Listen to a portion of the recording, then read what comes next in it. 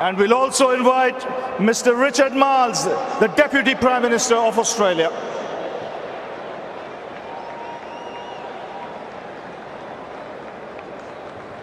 So the Honourable Prime Minister of India, Mr. Narendra Modi, and Mr. Richard Marles, the Deputy Prime Minister of Australia.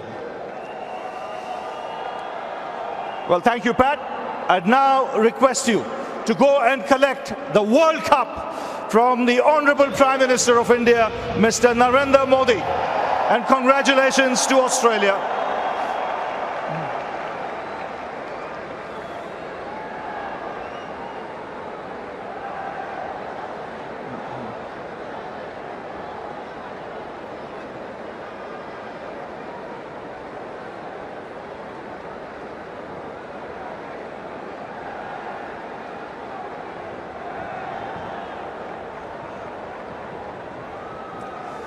And it's many congratulations to Australia.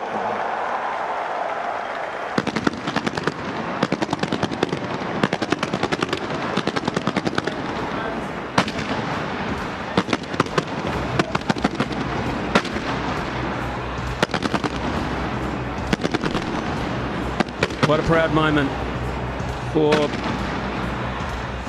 Pat Cummins as he waits for... What a moment for Australia. What a campaign. What a year for Pat Cummins. The near perfect game after what in his own words he described really wasn't the best campaign, but on the big day when you show up and you perform with extraordinary people watching you and you bring out your DNA of being world champions and you do it for the 6th time.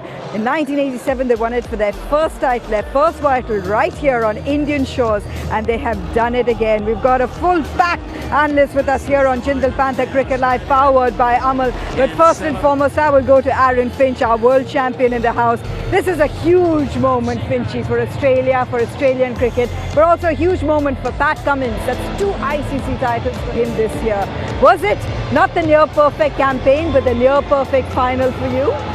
Yeah, it's about peaking at the right time, and Australia certainly did that. And between Pat Cummins and Andrew McDonald, they need to take a lot of credit for that. The way that that group has stayed together for quite a while now. To have a long campaign of the World Test Championship, the Ashes, a lot of the players are still the same.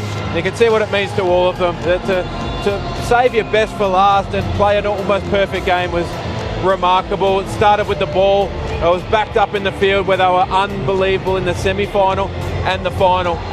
And Travis Head, what about that for a knock? Oh, that was a stage to come to the party. Sunny G, you look at this group here. It's essentially a core group that has won you a T20 World Cup, that has won you a World Test Championship, and that has won you now a one-day World Cup. Should we be talking about Australian domination again? We should be, because of the way they've been playing. Look at the way they don't forget they retained the Ashes as well before they came for the World Cup.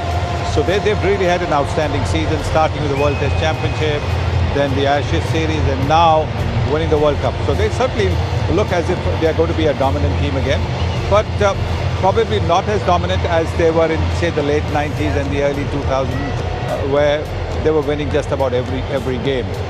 Pretty much like the West Indies of the 1970s and 1980s, winning just about everything. Now I think there are a couple of teams which are giving them a fight. England, for example, in the Ashes, gave them a real close run. Then India is another team which is always will give them a close run, and South Africa is coming good as well. Australia world champions for the 6th time. That's a record that is incredible. You look at some of the moments that you've seen from them in this World Cup campaign. Travis Head, as you mentioned, Pat Cummins has been extraordinary today himself as well. That too as a captain. And Glenn Maxwell's double 100, the innings of a lifetime. It gets you that world trophy. We'll talk about it more.